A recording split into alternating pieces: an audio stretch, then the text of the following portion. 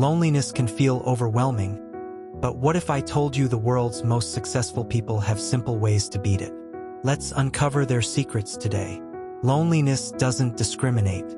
Whether you're a student buried in books or an entrepreneur chasing success, we all face it at some point. But the good news? These 5 expert-backed ways can transform your life. By the end of this video, you'll have practical tools to not just overcome loneliness, but also reconnect with the people around you. The first and foremost, practice gratitude daily. Have you ever noticed how easy it is to focus on what's missing? The people who've left, the moments you've lost, the connections that faded away? Loneliness thrives on this mindset. But there's one simple habit that can turn it all around: gratitude. Gratitude isn't just about counting blessings. It's about reclaiming control over your emotions. Think about this. Every time you focus on what you do have, the friend who checks in occasionally, the sunlight pouring through your window, or even the smile from a stranger, you take a step away from loneliness and move closer to contentment. Tony Robbins, one of the most influential motivational speakers, explains that gratitude is the antidote to fear and sadness. It's impossible to feel lonely and grateful at the same time. So how can you begin? Every morning, take just 5 minutes to write down 3 things you're grateful for. Start small. The warmth of your coffee, a kind word someone shared, or even the fact that you woke up today. Gratitude rewires your brain, reminding you that you're not as alone as you think. But what if I truly have nothing to be grateful for? You might ask. Here's the truth. The very fact that you're watching this video means you're seeking a change, and that in itself is something to be thankful for. Gratitude is a skill, not a gift. Practice it, and watch as it slowly shifts your perspective from scarcity to abundance. Now, let's dive deeper into why gratitude is so transformative. When you're caught in the web of loneliness, it feels like an endless loop of negative thoughts. But gratitude interrupts that cycle. It's like planting a seed in dry soil. With time and care, it blossoms into something beautiful. Gratitude doesn't erase your pain, but it reminds you that alongside the struggles, there's still good in the world and in your life. Think of moments when someone offered you kindness, a colleague who noticed you were struggling, a friend who sent a random thinking of you message, or even a pet that greeted you with unconditional love. These are not just small moments, they're lifelines. Each one is a thread in the fabric of your life, holding it together when you feel like everything is unraveling. Here's an exercise. Close your eyes for a moment and breathe deeply. Picture someone who has brought light into your life. It could be a teacher, a mentor, or even a stranger who showed you unexpected generosity. Now, think about how their presence or action impacted you. Doesn't it make your heart feel just a little bit lighter? Gratitude doesn't demand perfection. You don't have to have everything figured out to practice it. Start with the basics. Clean water to drink, the ability to listen to music that moves you, the gift of your breath flowing in and out of your body. Life itself, in all its messiness, is a reason to be grateful. And here's the magic. Gratitude is contagious. When you express it, whether through a heartfelt thank you or a note to someone who matters, it not only uplifts you but also spreads positivity to others. Imagine how many lives could be touched by one simple act of acknowledgement. Loneliness may feel overwhelming, but it's not permanent. Gratitude is the bridge that leads you from isolation to connection, not just with others but also with yourself. Take that first step today. Write down those 3 small things. Feel the shift in your heart. You are not alone. And every time you choose gratitude, you remind yourself of that truth. The second one, join purpose-driven communities. Have you ever felt like you don't belong anywhere? Like no one understands your journey, your struggles, or your dreams? That feeling of isolation can be overwhelming. But what if the key to connection isn't about fitting in? It's about finding people who share your purpose. Simon Sinek teaches that when people are united by a common why, they form bonds that go far beyond small talk. Purpose-driven communities aren't just about networking or socializing. They're about building meaningful connections with people who get you. And the best part? These communities are everywhere, you just have to look. Start by asking yourself, what excites me? What am I passionate about? Whether it's art, entrepreneurship, fitness, or volunteering, there's a group out there waiting for you. Joining one doesn't just give you something to do, it gives you a sense of belonging. You'll meet people who share your values, and those shared values are the foundation of deep, lasting relationships. But let's go deeper. What makes purpose-driven communities so powerful is the shared sense of mission, the collective effort to create something bigger than yourself. When you find your tribe, you discover a safe space to be vulnerable, to share your dreams and fears without judgment. These aren't just acquaintances. They become your allies in life's journey, celebrating your victories and lifting you up when you stumble. Imagine joining a local charity that aligns with a cause close to your heart. Maybe supporting underprivileged children, protecting the environment, or advocating for mental health. The people you meet there aren't just volunteers. They're people who feel the same pull toward making a difference. Every conversation, every shared experience deepens the connection. Suddenly, you're not just working toward a goal, you're building a family. Or picture joining a creative writing group because you've always loved storytelling. At first, it might feel awkward to share your ideas. But over time, as you hear others share theirs, you'll see how beautifully unique each perspective is. You'll learn from each other, cheer each other on, and maybe even create something incredible together. Yes, it might feel intimidating at first. Walking into a room full of strangers or joining an online group can be nerve-wracking. But remember this, everyone in that room once felt exactly as you do now. Take the first step, and you'll discover that you're not as alone as you think. Take the first step, even if it's small. Attend a meetup. Sign up for an online community. Join a class or workshop that interests you. The more you show up, the easier it becomes. With time, you'll find that those initial fears fade away, replaced by the warmth of new friendships and the joy of shared purpose. And here's the beautiful thing about purpose-driven communities. They don't just fill the void of loneliness. They give you a renewed sense of self. They remind you that you have something valuable to contribute, that your passions and talents matter. You're not just joining a group, you're becoming part of something bigger. Remember this, loneliness is not a life sentence. The connections you crave are out there, waiting for you to take that first step. And when you do, you'll discover that belonging isn't about being perfect or popular. It's about finding your people, those who see you for who you are and welcome you with open arms. The third one, make the first move. Loneliness whispers lies in your ear. It tells you that people don't care, that reaching out is pointless, that rejection is inevitable. But here's the truth. The connections you crave are just one brave step away. And that step, it's yours to take.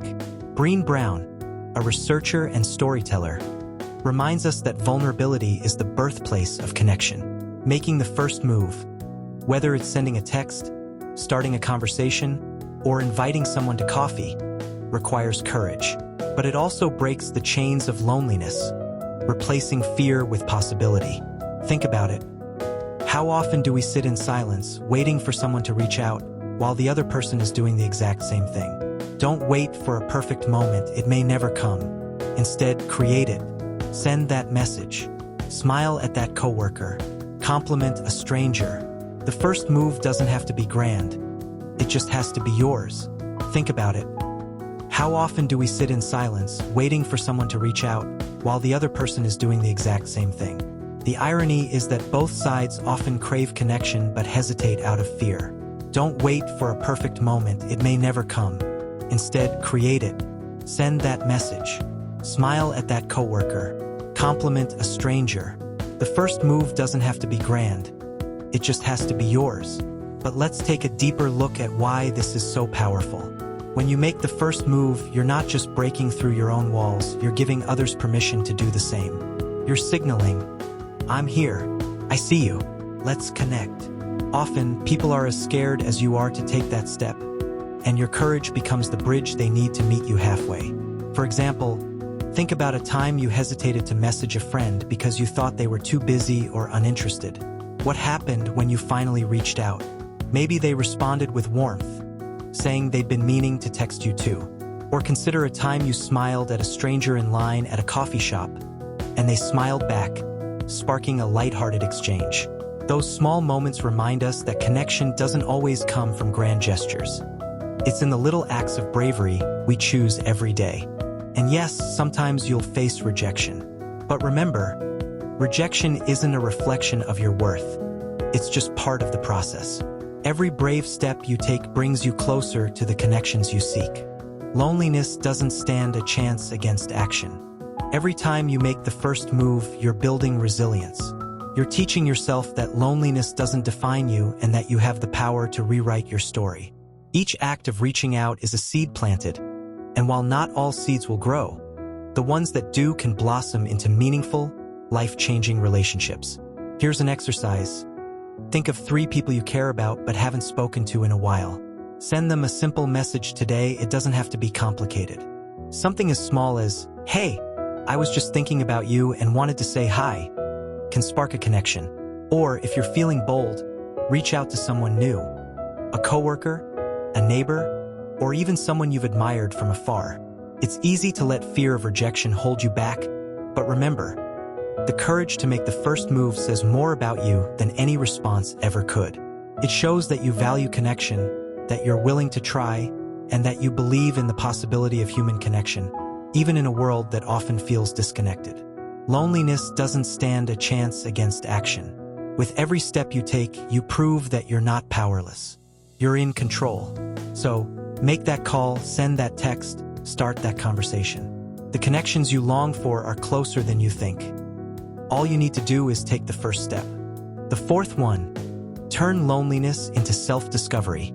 Loneliness feels like emptiness, doesn't it? Like a void you can't seem to fill. But what if that emptiness is actually an invitation? What if it's a chance to rediscover yourself and become the person you've always wanted to be? Carl Jung, a renowned psychologist, believed that solitude is a gift, not a punishment. It's in those quiet moments, away from the noise of the world, that we uncover our true selves. Loneliness, as painful as it is, can be a mirror reflecting back the parts of yourself that need healing and attention. Instead of running from it, embrace it. Ask yourself, what can I learn about myself in this moment? Maybe it's time to pick up that hobby you've always been curious about. Read a book that challenges your perspective, or journal about your thoughts and feelings. Self-discovery doesn't just fill the void, it transforms it. Imagine this. You've always loved art but never found the time to explore it. In the stillness of loneliness, you pick up a paintbrush for the first time in years. At first, it's just colors on a canvas, but slowly you start to feel something shift. You're not just painting, you're expressing, processing, and rediscovering a part of yourself that was buried under the busyness of life. Or maybe it's journaling. You sit down with a notebook and begin to pour your thoughts onto the page. At first, it feels awkward, even uncomfortable. But as you write, you uncover layers of yourself that you didn't even realize were there. Fears, dreams, hopes, and hidden strengths. This isn't just an act of self-expression. It's an act of self-reclamation. Self-discovery doesn't just fill the void, it transforms it. Instead of seeing loneliness as something to escape, you start to see it as a fertile ground for growth. You explore hobbies you've always been curious about, dive into books that challenge your perspective, or even take a solo trip to a place you've always wanted to visit. Each step deepens your understanding of who you are and what you're capable of. As you grow, something incredible happens. You begin to attract people who align with your authentic self. The connections you form become deeper and more meaningful because they're built on honesty and self-awareness. Loneliness may feel like an ending, but in reality, it's a beginning. But perhaps the most beautiful part of this journey is realizing that your relationship with yourself is the foundation for every other connection in your life. When you learn to enjoy your own company, loneliness loses its grip on you. You stop seeking validation from others and start finding it within. Here's a challenge. Set aside 10 minutes each day for self-reflection.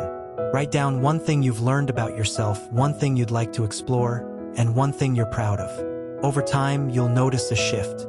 You'll begin to see solitude not as a punishment but as a gift, a chance to nurture your inner world and become your best self. Loneliness may feel like an ending, but in reality, it's a beginning. It's a doorway to self-discovery, a chance to grow into the person you were meant to be. When you embrace this journey, you'll find that the emptiness transforms into wholeness, and you'll emerge stronger, wiser, and more connected to yourself and to others. The fifth one, be of service to others. When you feel lonely, it's easy to turn inward, to focus on your own pain and isolation. But what if the solution isn't inward at all? What if the key to overcoming loneliness is looking outward and asking, how can I help? The Dalai Lama teaches that serving others not only fills their lives with joy, but also fills yours with purpose. When you give your time, energy, or kindness, you create a ripple effect that connects you to something greater than yourself. And in that connection, loneliness begins to fade. You don't have to do anything extraordinary to make a difference. Volunteer at a local shelter, help a neighbor with their groceries, offer a listening ear to someone who needs it. These small acts of service remind you that you're part of a community, and that community needs you. Helping others shifts your focus from what's missing to what you can give. And in giving, you often receive the greatest gift of all, a sense of belonging. Because at the end of the day, connection isn't about how many people you know. It's about how deeply you touch the lives of those around you. Think about this. Have you ever helped someone, even in the smallest way, and noticed how it lifted your mood? Maybe you held the door open for someone, and their grateful smile brightened your day. Or you donated to a cause you care about, and it reminded you that even small contributions can create big change. These moments aren't just about the act itself. They're about the connection it creates between you and others. Service doesn't require perfection or excess resources. It only requires willingness. A kind word, a helping hand, or a moment of your time can transform someone's day and yours. When you're of service to others, you realize that connection isn't about the number of people you know. It's about how deeply you touch the lives of those around you. Moreover, being of service helps you find meaning in your loneliness. It transforms what feels like a void into an opportunity to give, to connect, and to contribute. It teaches you that even in your moments of struggle, you have something valuable to offer. Your story, your experiences, and your unique perspective can be a source of strength for someone else.